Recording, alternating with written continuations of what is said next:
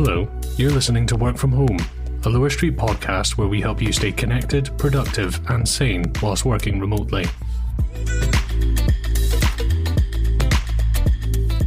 Today, we're talking about setting boundaries, how to track your team's progress, and how to stay not just efficient, but sane.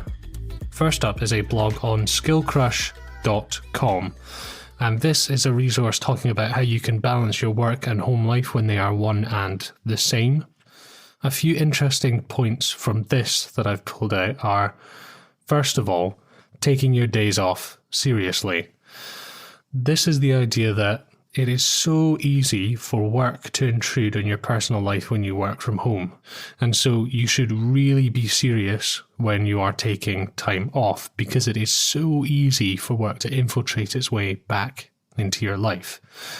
And I don't necessarily mean this in a negative and insidious way.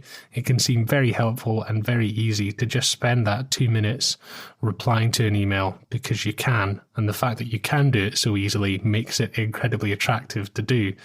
But before you know it, you've spent a couple of hours on your Saturday replying to emails, and although that might not seem like a big deal, it drags you back into that work mindset when you really should be spending some conscious time relaxing and taking full advantage of those 2 days off, because working from home can be pretty full on, so time you can get off you should really take seriously. A second point from this article is the idea of faking a commute. Now, I've mentioned this before insofar as I don't have a commute at the start of the day, but I have been thinking of instituting one at the end of the day. And this all plays into the idea of being able to create a dividing line between work and home when they're both taking place in the same location.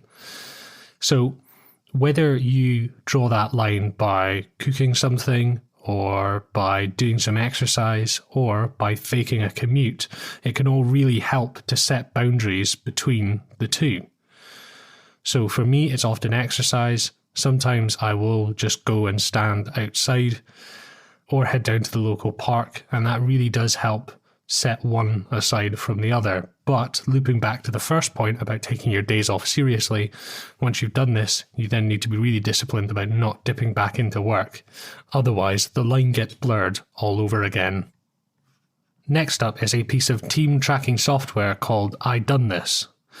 And it's pretty simple. The idea is that everyone has these little lists that they contribute to every day, where they say what they have achieved, what they want to do the next day, and what's been blocking them. And Idonethis collates them and creates reports and graphics and bar charts and all that sort of stuff, and allows you as a manager to be more productive and see what's going on with everyone at a glance.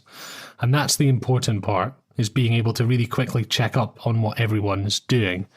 Because when you are working remotely and you don't have the opportunity to just sit down and talk with people or just be able to see around the office what people are up to, you can lose this ability to see what everyone's up to at any given point.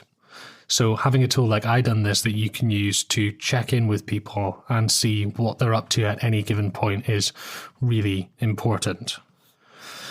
And the website for Idonethis is pretty simple, and I think that's what the app is like as well, because this isn't something that needs to be massively complicated. It just needs to be, I did this, next I'm going to do this, and I'm having trouble with this. So do check it out. We will have it linked in the show notes below. Finally, we have an article from Lifehack.org, and I bring this up because it's about how you can keep sane whilst working from home as well as being efficient. And the first point that they bring up, which I think is really, really valuable, and I don't know why I hadn't thought of this before, but it's check your emails a set number of times a day. And this is a really good idea and something that, like I said, I wish I'd thought about before. But what you can do is you can have a set number of times during the day when you look at your emails. That could be when you start, one time at lunch, and just before you end the day as well. And what this does is it can set to one side that really annoying, nagging need to constantly check emails, which I know I find myself being caught out by all the time. It's so easy to just open up a tab and get drawn into a completely different task from the one that you were on before, and before you know it, hours of progress on a specific task have been lost because you've been sidetracked. And the point that Lifehack makes here is that it takes a good 20 minutes to work your brain up to its highest gear. And when you just quickly check an email, you take yourself out of that highest gear, and then it takes you 20 minutes to get back into it. And I think that's a really important point as well. Another interesting part of this article is planning tomorrow at the end of today. And I do this, and I find it to be really valuable. The idea is that at the end of the day, I will make a list of tasks and what I need to do for the next day. And for me, that's part of the ritual at the end of my workday.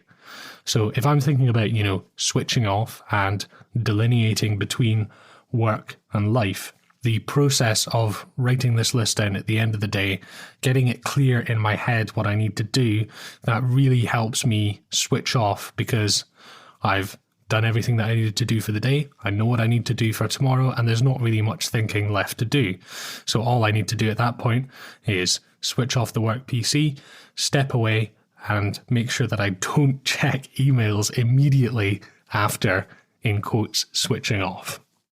That's it for today's episode. Do you have stories about working from home that you'd like to share with us? Tips you'd like to hear? Or topics you'd like us to cover? Email us, wfh@lowerstreet.co. That's wfh@lowerstreet.co. Remember to subscribe and share this episode with someone you think would enjoy it. And join us for new content every weekday.